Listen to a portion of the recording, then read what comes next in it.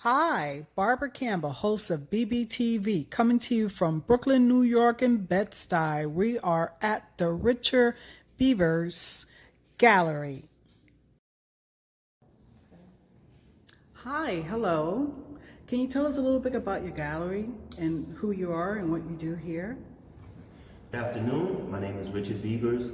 I'm the owner of Richard Beavers Gallery. I established the gallery in October of 2007. Been a collector of art for over 25 years.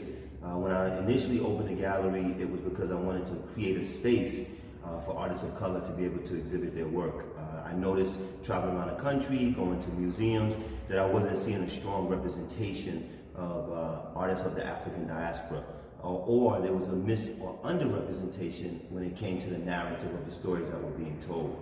And more specifically, I wanted the art to be reflective of the things that we see on a daily basis and that we experience in our communities, but also addressing many of the socio-political issues that are relevant in our communities throughout this country.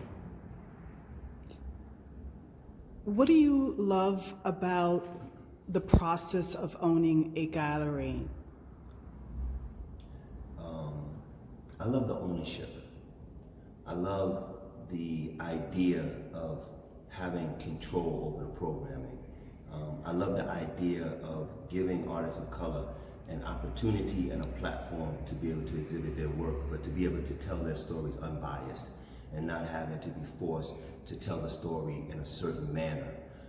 I love the impact that I make in this community.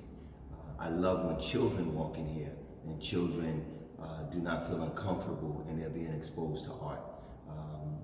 I love the impact that I know that I'm making on a daily basis in exposing people and educating people to the importance of art and using art as a means of communication and to also uplift and to inspire and to bring a sense of pride, to the individuals that come into this gallery.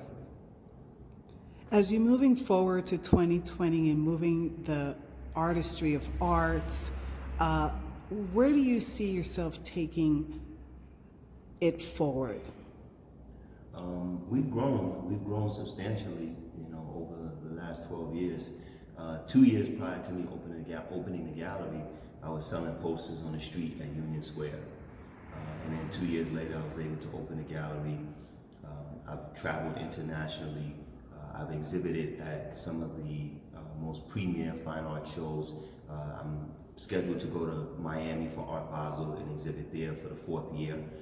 Last year, we had a 30-foot booth and the entire booth sold out. All of Genesis Tramaine's work sold out before the show even opened. We were able to place the works with many prominent and influential collectors. Genesis just exhibited with one of the top galleries in the world, Almeen Reich Gallery, over in London, and both of her works sold out. So I just want to continue. I want to continue to open doors, so that the next person that comes behind me, they have it easier. But they also understand that if you build it, they will come, and that ownership is the key. Ownership is where power lies.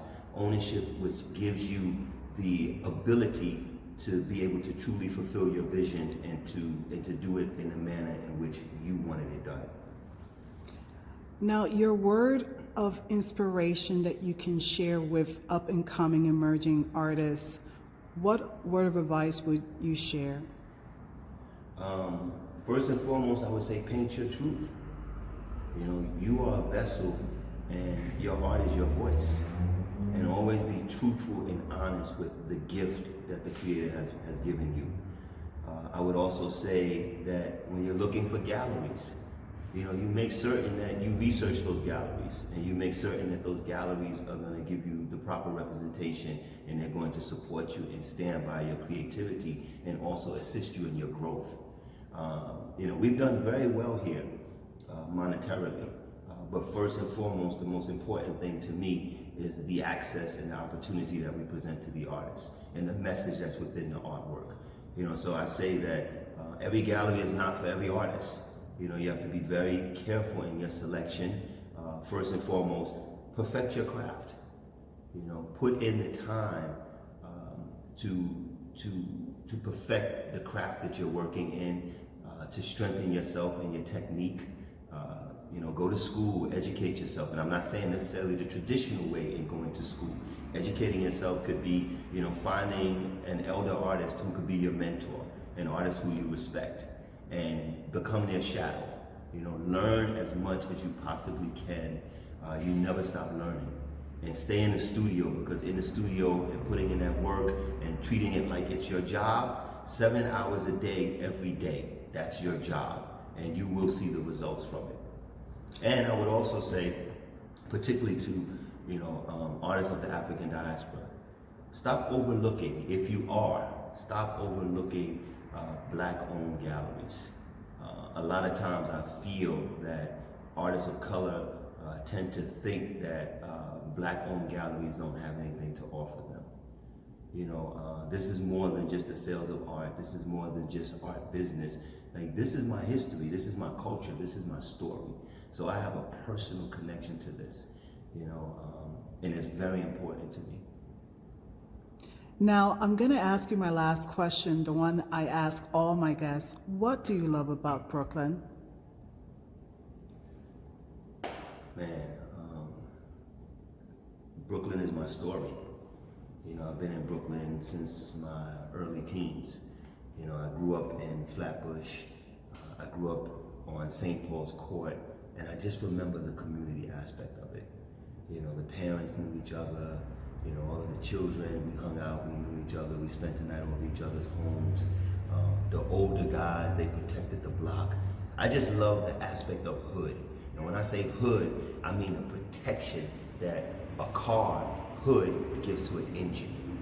In the sense of that protection that you get from the hood and the culture and the community aspect of it, there's no place better. You know, even living in Bedstuy now, you know, this is, obviously things have changed a lot, but the last 12 years that I've been, 15 years that I've been in this community has made such an impact, because I've received just an abundance of love, an abundance of support. And I have many members of this community that I consider to be my family. And I've traveled extensively, and I don't care where you go in this country or in this world, you will not find anything remotely close to Brooklyn. Richard, thank you so much for your time. You get the last word. Spread love. It's the Brooklyn way. Thank you so much. Till then, you heard it here first. You count, you matter. Stay in Brooklyn. Thank you, Richard. Thank you. I hope that was good.